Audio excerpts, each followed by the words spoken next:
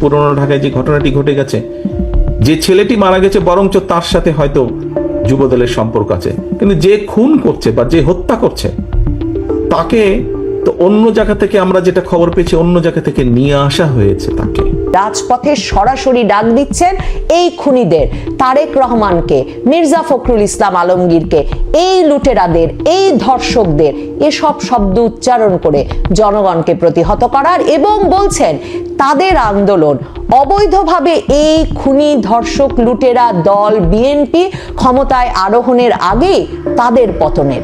তার মানে এই আন্দোলন নাকি বিএনপির পতন। আন্দোলনের পর 1 বছরের মাথায় এসে সারা দেশ জুড়ে বিএনপি পতনের আন্দোলন শুরু হয়েছে। আমি নিশ্চিতভাবে জানি যে বাংলাদেশের রাজনৈতিক পর্যবেক্ষকেরা একে বিএনপির একেবারে নিঃশেষ হয়ে যাওয়ার শেষ আঘাত বলে দেখবার যথেষ্ট গুরুতর কারণ আছে বলে মনে করছেন। কারণ দেখুন, সারা বাংলাদেশ জুড়ে বিএনপি পতনের আন্দোলন কেন বলছি, তো এই দলটি ক্ষমতা গ্রহণের আগেই একে এর পতনের আন্দোলন হিসেবে চিহ্নিত করতে চান।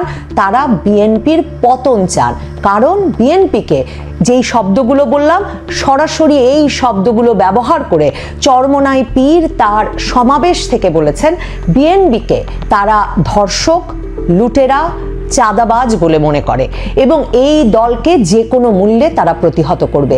জামায়াতে ইসলামী বিক্ষোভ সমাবেশ করেছে বিএনপির বিরুদ্ধে, শব্দে এবং নামে দল হিসেবে তারা বিএনপির নাম উল্লেখ না করলেও পরিষ্কারভাবে বলেছে ঢাকা শহরে অনুষ্ঠিত বিরাট সমাবেশে যে বিএনপিকে তারা মনে করে সেই দল যেই দল ক্ষমতায় যাওয়ার দিবাস্বপ্নে বিভোর, আর এখন সারা দেশ জুড়ে যারা চাঁদাবাজি, সন্ত্রাসবাজি, লুটপাট করে বাংলাদেশের মানুষকে জিম্মি করে রেখেছে, কাজেই তারা কিছুতেই বাংলাদেশের মানুষকে জিম্মি হওয়ার সুযোগ দেবে না এবং এই দলের ক্ষমতায় আসা প্রতিহত করবে। সারা বাংলাদেশ জুড়ে শুক্রবার রাত থেকে বুয়েট ঢাকা বিশ্ববিদ্যালয়ে তো বটেই, সারা দেশের প্রাইভেট এবং পাবলিক বিশ্ববিদ্যালয়গুলোতে সন্ত্রাসী, চাঁদাবাজ, লুটেরা, ধর্ষকদের বিরুদ্ধে মিছিল হয়েছে, স্লোগান উঠেছে, সেখানে লীগ গেছে যেই পথে দল যাবে সেই পথে। সেখানে স্লোগান উঠেছে এমন অশ্লীল শব্দেরও যেই শব্দ উচ্চারণ করে আমার পক্ষে সেই স্লোগান আপনাদেরকে শোনানো সম্ভব নয়, তবে 1, 2, 3, 4 দিয়ে বিএনপি, তারেক রহমান, ছাত্রদল, যুবদলকে উদ্দেশ্য করে সেই অশ্লীল স্লোগানের পাশাপাশি সারা বাংলাদেশ জুড়ে এই সব স্লোগান এবং মিছিল থেকে বিএনপিকে প্রতিহত করবার, তাদের ক্ষমতায় যাওয়ার পথকে প্রতিহত করবার, সেই দিবাস্বপ্নকে প্রতিহত করবার সরাসরি ডাক এসেছে। পুরান ঢাকার মিটফোর্ড হাসপাতালের সামনে পাথর মেরে পিটিয়ে নৃশংসভাবে লালচাঁদ ওরফে সোহাগ নামের ব্যবসায়ীকে খুন করার ভিডিও প্রকাশিত হয়ে যাওয়ার পর সারা বাংলাদেশ জুড়ে রাজনৈতিক পক্ষগুলো ফুঁসে উঠেছে বিএনপির বিরুদ্ধে। খুব অবাক করবার মতো তাৎপর্যপূর্ণ এবং গুরুত্বপূর্ণ বিষয় হচ্ছে, ক্ষমতায় আছে যে ইউনূস সরকার, সেই সরকার আইন শৃঙ্খলা ব্যবস্থা কেন 10 মাসে, 11 মাসে, প্রায় 12 মাস হতে চলল ফিরিয়ে আনতে পারলো না? কেন বাংলাদেশে পুলিশ প্রশাসন সেগুলো ঠিকমতো কাজ করছে না? কি করে বাংলাদেশটা এমন দেশে পরিণত হলো গত 10-11 মাসে যে প্রকাশ্যে পাথর মেরে পিটিয়ে খুন করা যাচ্ছে বেশ খানিকটা সময় নিয়ে ঢাকার বুকে একজন ব্যক্তিকে, অথচ পুলিশ প্রশাসন বা জনসাধারণ কেউ এগিয়ে আসার সাহস পাচ্ছে না? যেই প্রশ্নগুলো ওঠা হয়তো স্বাভাবিক ছিল, সেই প্রশ্নগুলো শুক্রবারে, বুধবারের সেই খুনের ঘটনার ভিডিও বেরিয়ে আসার পরেও উঠছে না, বরং সকলের অভিযোগের আঙুল বিএনপির দিকে। কারণ জামায়াতে ইসলামী, ইসলামী আন্দোলন বাংলাদেশ সহ এনসিপি তো বটেই, ছাত্রদের দল, এরা প্রত্যেকে গত কয়েক মাস ধরে বলে আসছিল যে সারা দেশ জুড়ে সন্ত্রাসবাদ এবং লুটপাটের রাজত্ব কায়েম করেছে চাঁদাবাজ দল বিএনপি।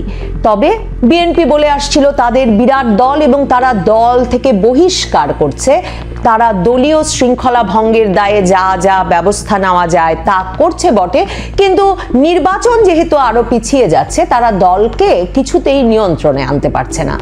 এই ঘটনাটির ভিডিও বেরিয়ে আসার পর সারা দেশ জুড়ে যে ধরনের রাজনৈতিক বিক্ষোভের জন্ম হলো এবং বিএনপির শীর্ষ নেতা তারেক রহমানকে উদ্দেশ্য করে যে ধরনের অশ্লীল স্লোগান বাংলাদেশের রাজপথে এবং বিশ্ববিদ্যালয়গুলোতে একবার উঠে গেল, এটা নিশ্চিত এরপর বিএনপির পক্ষে ঢাকার রাজপথ, বাংলাদেশের রাজপথ কিংবা বিশ্ববিদ্যালয়গুলোতে আবারও মিছিল সমাবেশ করা খুব মুশকিল হবে।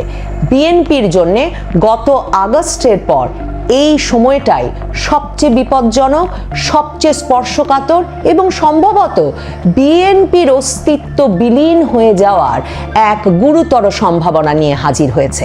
পিনাকি ভট্টাচার্য বাংলাদেশের প্রভাবশালী ভিডিও ব্লগার, যিনি বাংলাদেশের ইসলামপন্থী আন্দোলনের একজন অন্যতম তাত্ত্বিক গুরু হিসেবে বিবেচিত হন। তিনি সরাসরি তার ভিডিও ব্লগে বলছেন যে বিএনপি ক্ষমতায় আসলে আওয়ামী লীগের ডাবল দুঃশাসন নিয়ে আসবে। এই যে লুটপাট, চাঁদাবাজি, ধর্ষণ, সন্ত্রাস, এই খুনিদেরকে আবারও ক্ষমতায় আনতেই কি আমাদের সন্তানেরা রক্ত দিয়েছিল? বারবার আমাদের সন্তানদের দেওয়া রক্তের পথ মারিয়ে এরাই, এই খুনিরাই ক্ষমতায় আসবে?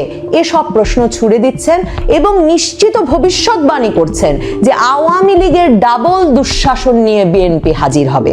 তার মানে পিনাকি ভট্টাচার্য তার ভক্তবৃন্দের উদ্দেশ্যে, তার লাখো কোটি অনুসারীর উদ্দেশ্যে ডাক দিচ্ছেন বিএনপিকে প্রতিহত করার। চরমোনাই পীর তার সমাবেশ থেকে কোনো রাগঢাক না করে সরাসরি বলেছেন এই খুনের দায়িত্ব তারেক রহমানকে নিতে হবে, এই খুনের দায়িত্ব মির্জা ফখরুল ইসলাম আলমগীরকে নিতে হবে। তিনি একবারও বলেন নাই এই খুনের দায়িত্ব ডক্টর ইউনূসকে নিতে হবে, কারণ তিনি অন্তর্বর্তীকালীন সরকারের প্রধান হিসেবে দায়িত্বে আছেন, কিংবা তিনি বলেন নাই বর্তমান স্বরাষ্ট্রমন্ত্রী জাহাঙ্গীর আলম চৌধুরী, স্বরাষ্ট্র উপদেষ্টা, সেই ব্যক্তিকে এই খুনের দায়িত্ব নিতে হবে। বরং চরমোনাই পীর সরাসরি উল্লেখ করেছেন এই খুনের দায়িত্ব তারেক রহমানকে নিতে হবে, মির্জা ফখরুল ইসলাম আলমগীরকে নিতে হবে এবং এই খুনিদের ঠাঁই বাংলার মাটিতে হবে না। সে সময় স্লোগান উঠেছে এবং তারা বলেছেন এই খুনিদেরকে তারা প্রতিহত করবেন।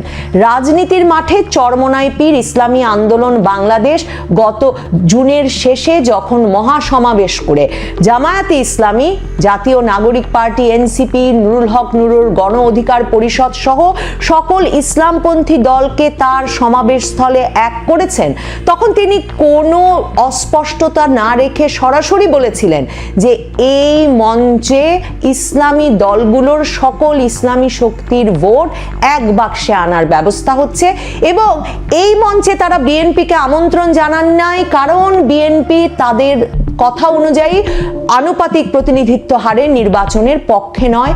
এই কারণে তারা আন্দোলনের সহযাত এবং বিএনপিকে তারা আন্দোলনের সহযাত্রী বলে মনে করেন না, সে কারণে বিএনপিকে সেই মঞ্চে আমন্ত্রণ জানানো হয় নাই। মনে আছে হয়তো আপনাদের কারো কারো, বিএনপি মহাসচিব মির্জা ফখরুল ইসলাম আলমগীর কিন্তু ইসলামী আন্দোলন বাংলাদেশের প্রধান চরমোনাই পীর রেজাউল করিমের সঙ্গে দেখা করতে জানুয়ারি মাসে গিয়েছিলেন এবং এই দুই দল যেসব বিষয়ে একমত হয়েছিল তার মধ্যে একটি ছিল যে দুই দল একে অপরের বিরুদ্ধে বক্তব্য রাখবে না, কথা বলবে না। কিন্তু এখন ইসলামী আন্দোলন বাংলাদেশ চরমোনাই পীর রাজপথে সরাসরি ডাক দিচ্ছেন এই খুনিদের, তারেক রহমানকে, মির্জা ফখরুল ইসলাম আলমগীরকে, এই লুটেরাদের, এই ধর্ষকদের, এসব শব্দ উচ্চারণ করে জনগণকে প্রতিহত করার এবং বলছেন তাদের আন্দোলন অবৈধভাবে এই খুনি ধর্ষক লুটেরা দল বিএনপি ক্ষমতায় আরোহণের আগেই তাদের পতনের। তার মানে এই আন্দোলন নাকি বিএনপির পতনের। বিএনপি কোথায় যাবে? বিএনপি সারা বাংলাদেশ জুড়ে 5ই আগস্টের পর থেকে সন্ত্রাস, চাঁদাবাজি, লুটপাটের সকল দায়িত্ব আর ইজারা নিয়ে নিয়েছে। এই অভিযোগ চলছে 10 মাসের বেশি সময় ধরে। কিন্তু বিশ্ববিদ্যালয়গুলোতে কিন্তু দেখুন বিএনপি ছাত্র দল তারা কোনো জায়গায় ঢুকতে পারেনি এবং গুছিয়ে বসতে পারেনি, তাদের কমিটিগুলো সক্রিয় হতে পারেনি। সবগুলো বিশ্ববিদ্যালয় দখলে রেখেছে সাধারণ শিক্ষার্থীরা, যেই সাধারণ শিক্ষার্থীরা শুক্রবার বিকেলে পুরান ঢাকার খুনের ভিডিও ভাইরাল হওয়ার পরে সকল বিশ্ববিদ্যালয়ে নেমে এলেন এবং স্লোগান দেওয়া শুরু করলেন বিএনপি, ছাত্রদল, যুব দলের বিরুদ্ধে। আমি বরাবর নবনীতা চৌধুরীর বয়ানে যেমনটা বলি, সাধারণ শিক্ষার্থী বলে আসলে কিছু নাই। সাধারণ শিক্ষার্থীরা হঠাৎ করে শত শত হাজার হাজার জনের মিছিল সংগঠিত করে ফেলতে পারেন না। সাধারণ শিক্ষার্থীদের পেছনে সব সময় রাজনৈতিক পক্ষ থাকে, আর বাংলাদেশের বিশ্ববিদ্যালয়গুলোতে সেই রাজনৈতিক পক্ষটি বরাবর সাধারণ শিক্ষার্থী নামে নেমে এসেছে। এমনকি 2024-এর জুলাইয়েও কিংবা এই শুক্রবারেও যেই পক্ষটি মূলত সর্বদা বলে আসে যে বিশ্ববিদ্যালয়গুলোকে তারা রাজনীতি মুক্ত রাখতে চায়, ছাত্র রাজনীতির বিপক্ষে তারা অবস্থান নেয়, অথচ অপ্রকাশ্যে ছাত্র রাজনীতি তারা চালিয়ে যায়। তাহলে বিশ্ববিদ্যালয় বিএনপির কাছে নাই, সাধারণ শিক্ষার্থীরা বিএনপির বিরুদ্ধে, বাংলাদেশের রাজপথ কাঁপাচ্ছে যে ইসলামপন্থী দলগুলো, জামায়াতে ইসলামী, ইসলামী আন্দোলন বাংলাদেশ, চরমনাই পীরের দল কিংবা ছাত্রদের যে দল জাতীয় নাগরিক পার্টি এনসিপি, তারা প্রত্যেকে বিএনপির বিরুদ্ধে সরাসরি তাদের যুদ্ধ ঘোষণা করছে, তাদের লড়াই, তাদের সংগ্রাম ঘোষণা করছে বিএনপিকে প্রতিহত করার। বিএনপি এই অবস্থায় কিছুতেই কি এই যুদ্ধে জয়ী হয়ে আবারও সগৌরবে বাংলাদেশের রাজপথে বা শিক্ষা প্রতিষ্ঠানগুলোতে জায়গা করে নিতে পারবে? সম্ভাবনা আমার মনে হয় খুব কম।